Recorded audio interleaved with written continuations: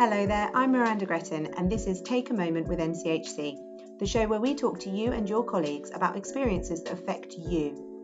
Listen on your drive between patients or in your downtime, whenever you get the chance to take a moment. Hi there, my name's David Leeper. I'm a nurse. I've been working for NCHC since 2011, and my current job role is I'm a health team manager within the Learning Disability Service in the North Place. Thank you for joining me today, David. So tell me a little bit about yourself. So I'm just into my 40s. I live in North Walsham. I've lived with my husband. I've been a nurse. I started my training in 2004. I've been around the block in NCH&C, I think it's fair to say. I've had several roles in the last 11 years, but I've joined Learning Disabilities Services since August this year as a new challenge. And it's actually something that I did as part of my own mental well-being and recovery from a mental unwellness episode. I like to always refer to my mental health as mental unwellness. I don't like the term mental illness. I think it sounds too negative in connotation. I suppose I'm here today to hopefully talk to people about my own journey and things I've found helpful, things I've found less helpful, and to give some advice to anyone who might want to hear about mental unwellness. I love that you call it that. I think you're absolutely right. The language we use is so important. You mentioned that you had a spell of mental unwellness. Are you happy to talk about what happened? Of course, yeah, I think talking about your experiences is really important because it helps others that perhaps haven't had those experiences in their own lives understand it from somebody who has gone through them. So I've got quite an extensive mental unwellness history. I've had episodes of unwellness throughout my whole adult life, starting from around age of 17, which was linked to my acceptance of my own sexuality and the coming out process, which was very different back in the that would have been around the millennium. But it's always been for me episodes of anxiety and depression. So I think mental ill health and mental unwellness can be a number of different conditions, and they all can tend to merge into one, into this big ball of confusion and a cloud of despair that people can experience. So for myself, I've had episodes where I really lose touch with who I am as a person, and that cloud becomes all encompassing. There's a term, you can't see the wood for the trees. That's very true. That's my experience. And I've had to rely very heavily on both the employers, so in this case, NCH&C, external people. I'm sure we'll talk about what's out there in a little while. But for me, medication's been a real help. So I've been on and off antidepressants throughout my adult life, currently on antidepressants, and find that they are, for some people, really effective and really helpful. They're not the solution to everybody, but for me, I've found being on an antidepressant the last, I think it's just over a year now, has really helped me with my recovery. That coupled with talking therapies and other interventions that you can seek out to support you. For me, managing my mental unwellness is very much about talking and being open and being honest, which is why I'm really grateful I've got this opportunity today. Equally, there are times where I can't talk about my mental unwellness, and that's normally when I'm experiencing a period of poor mental wellness. When you are in those situations, you don't always appreciate and can't always acknowledge that you're actually in those situations. So that's why support from people around you and conversations before you're in that position are really valuable, because when you're in crisis, or when I'm in crisis and I feel that I've got no control over situations, I lean heavily on those around me to say, "Oh, David, we don't think you're in a good place at the moment. Should we have a conversation about that?" I'm interested to know how that manifests for you because for me, if I'm feeling like I'm in crisis, I look more like I'm in control than ever before. Whereas actually, I'm pretending to be fine. I'm putting on more of a front to look like I'm coping. So, how does it manifest with you? Does your husband literally take one look at you and go, well, "You're not okay"? So unfortunately for my husband, he does say those things, but he's the first person I don't listen to, which is typical for most relationships, I suppose. But he will be a good temperature check, a good thermometer for me to say, how are things? So I think as you experience more episodes, you do start to see and understand your own triggers. So for me, sleeping, And that can be either way. It can be increased sleeping, so excessive amounts of sleeping in the daytime on a non-working day, wanting to have afternoon naps that become more than a nap. And then the other side is insomnia. So when I'm really suffering with unwellness, I have periods of insomnia.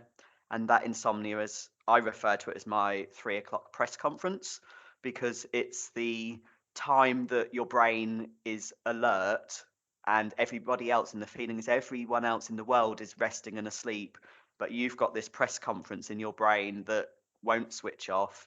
You can try and rationalize that actually it's 3 in the morning, you should be asleep, you need your rest for tomorrow. But that doesn't stop the questions that come through about, oh, I wonder if I had have handled that situation differently yesterday. Um, Quickly followed by, oh, what should I have for breakfast in the morning? Oh, I wonder how many tiles there are on the bathroom wall. And it can be something really, really simple and meaningless that you can fixate on. Oh, what were the lyrics of that song I heard 3 weeks ago? Oh, and then you have to Google it to find out what the lyrics are because you can't accept that it's not important. I think in work, the symptoms and signs that I've identified is, again, as you said, Miranda, it's focusing on everything with acute attention. So not letting anything go, feeling like you have to be in control of all situations, which in reality is never achievable, even if you are, as well as you can be. And another thing for me is I will over analyze situations that don't need that energy. So previous conversations, situations at work that perhaps you think should have gone better, could have gone better, they probably went absolutely fine. You're then unpicking those for several days afterwards. And then that comes with the additional pressure of things seem to slip. You start to notice you're making more lists and you're focusing on the negative elements of what you haven't achieved in a working day rather than what you have achieved in a working day. For me, physically, I'll stop going to the gym. I'll stop following my healthy eating regime. I'll stop going for my healthy walks that I do every morning before work. All of those things that will support your mental well-being are the things you give up first. So, and again, that can be something that can be reflected back to you. So, colleagues might say, "Oh, I've noticed you haven't been going for a walk this week." Again, you wouldn't notice it because you're in that kind of quagmire of ill feelings, maybe. And until it's pointed out and reflected back to you, sometimes you don't appreciate that all of those signs and symptoms are there, but you just choose to not see them. I think that's going to resonate with a lot of people. Everything that you just said. I mean, I particularly hear you on the 3 a.m. press conference, and you said there that these things get pointed out to you when they slip, and you're right. You will often get rid of the things that make you feel good. How can you hear those people when they say that to you? I think historically, I haven't.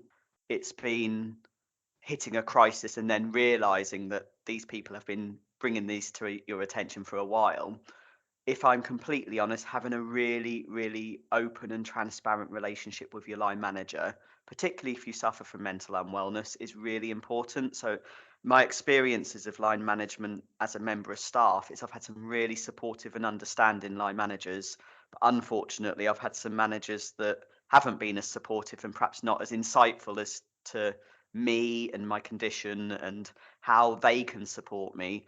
And that makes such a difference because when your manager is able to sit you down and say, I think we better have some time together to just see how you're feeling outside of the usual supervision and outside of the usual management conversations you have, that's when you tend to listen. And that's when my managers have advocated for me in the past. And David, I think you're probably at the point where you need to see your GP, or David, you're at the point where I think you need some time off. Have you considered some annual leave? Do you feel well enough to be at work? With that very open and direct question. And normally I've responded with that by saying, actually, I think you're right. I probably do need to see these people. And sometimes that's ended up in an absence period. Sometimes it hasn't. The trust are very good at supporting staff when they know about it. I think I am a manager, and so I can see it from both sides. And as a manager, I'd strongly say if I know how I can support a member of my team, then I'm all for that, and I advocate for that because we can't act upon something as managers that we don't know about. And I think there is a bit of a perception that managers want to manage a situation in such a way that it's going to be a negative experience. So you're in trouble for going off work. You haven't come to me, therefore I can't help you. As a manager, I think as a leader, I don't like the term manager. It's quite different. I want to be able to support people to do their best and feel their best, both physically and mentally. So I would really, really advocate that conversation with your leader. And that can be difficult at first, particularly if you haven't acknowledged those thoughts and feelings in the past with your manager or your leader, because you might think you're going to be perceived as weak if you're acknowledging that you've got these vulnerabilities and these things to consider. However, I've now treated that quite the opposite in the past few years and see it as a real strength, that I feel comfortable enough and strong enough to be able to say, I can't cope with this situation or I need support. I think once somebody has crossed that bridge of raising their concerns about their own well-being, it makes the whole situation a lot easier. I know, particularly thinking about Men's Health Month and Men's Health Day, men particularly, we do struggle with talking honestly and openly about our feelings and about our physical and mental well-being. And again, that alpha male scenario, which I'm quite fortunate, I've never really had much issue with thinking about myself as an alpha male in society. But for some chaps, that will be a consideration. Will I be seen as weak if I do this? But that's the mental unwellness talking. That's not you as a person. I'm going to quote RuPaul now. So RuPaul, for those that don't know, is a very famous drag queen from America who now does RuPaul's Drag Race UK and other areas. But RuPaul always ends every episode by saying, if you're not well enough to look after yourself, how are you expected to look after anyone else? And for me, that was a challenge in the past. It was a challenge to say, I need some time off, I need to breathe, I need to take a step back. Mental unwellness isn't something that is a linear process of A to B and then you're cured, unfortunately. And with all the demands that are on us all at the moment, I think the prevalence of mental unwellness is increasing, particularly in the health service. We talk about burnout, we talk about stress, we talk about under-resourced teams. It's going to get worse, not better. So I think we need to get better, not worse, at supporting people with it. Absolutely. And finding that resilience in ourselves when we know that we're not well, finding the strength to seek help, especially for men who we know don't, like as you say, we know don't talk as much as women. And it's just sort of breaking down those barriers and those stigmas that you can't do that when you absolutely can. And you said yourself that it's a strength, and you're right, it is a real strength to seek help, because that is one of the hardest things you can do in your life. And you mentioned previously about certain therapies. So when we talk about help, what kind of help did you seek, and are you having? So I've had a variety of different interventions in the past. So I've gone through the wellbeing service via Norfolk and Waveney Wellbeing. So that's the mental health support that's available to all people in Norfolk and Waveney. That can come with some frustration because of the pressures within mental health services and timelines and waiting times. But I had some CBT, which is cognitive behavior therapy, through them, and that's ways of looking at your behavior and your responses to thoughts, feelings, things you're doing. And that's normally a 6 to 12 week course that you have with one practitioner. And it gives you real practical steps of how to manage your thoughts and feelings and triggers and behavior. So if you notice you're starting to show those behaviors of withdrawing, the CBT gave me some tips and tricks to acknowledge it and act upon it rather than ignore it completely. I've also used it was Insight before through the trust. So Insight was the telephone support service that the trust has. It's now Vita Health Group. So I've accessed that, and I've also signposted colleagues to that when they've been struggling. And that's a telephone support mechanism. They offer some really good sessions and will tailor it to the individual. The GP's been fantastic. There's a mental health nurse attached to my GP practice. So when I was off the most recent absence, I actually got a very quick turnaround weekly support from the mental health practitioner within the practice. And that was fundamental in me realizing that I can actually take control of my work situation, be brave enough to step away from my current role, which was leadership at the time, go back to the shop floor, so to speak, and become a nurse in a down-banded position, which is an active choice I made, and focus on my recovery. So that the GP has been really helpful, and they can also help with the medication requirements. I've also used tools and tips from within the trust itself. So we've got a very good wellbeing page, and there's a wellness action plan. So a wellness action plan is something you devise as an individual, and it asks you questions and directs you through how can you help yourself when you're feeling unwell, how can the trust help you when you're feeling unwell, and how can your line manager help you when you're feeling unwell. And that's more around, for me, it was around mental unwellness, but that's also designed for physical unwellness as well. Most of all, for work, having that open and honest conversation. And if you feel that if you feel that you can't have that open and honest conversation with your line manager, you can have it with somebody. There's the mental health first aiders at work, so I've utilised them before, and they're people that have had additional training to support our colleagues. So I've used a variety to summarize. I've used an awful lot. The ones I've found most helpful are normally the talking therapies. So even if it's with somebody that isn't qualified, just being able to talk and share your thoughts and feelings can unpack it from your brain, and that can really help to remove the situation and help you then look at it objectively. I think for me, listening to you talking there, it's a lot of that is you have to make the first step. And I think that's the biggest struggle is taking that first step. And I don't know about you, but encouraging people to do that is so important. And I don't think we should start shy away from that.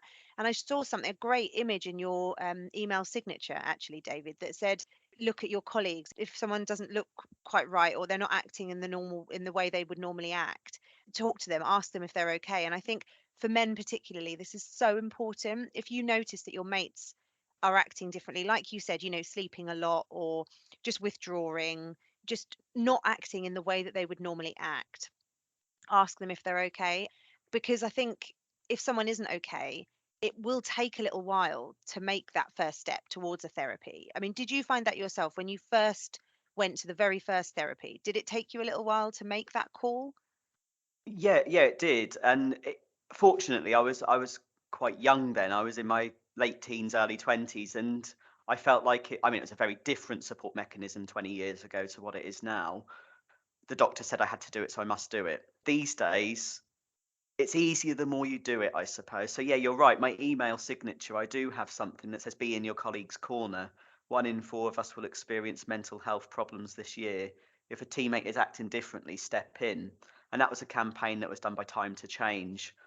So I always leave that on my email signature for every email I send, both internally and externally. It's a strong message.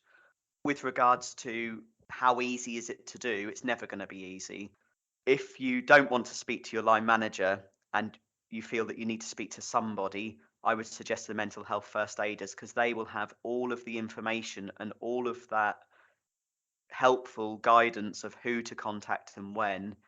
And you would just need to choose somebody. I think the main takeaway point is just to speak to somebody. Might even be a colleague. If you're going to ask somebody how they're feeling, just expect that they might want to talk to you and open up.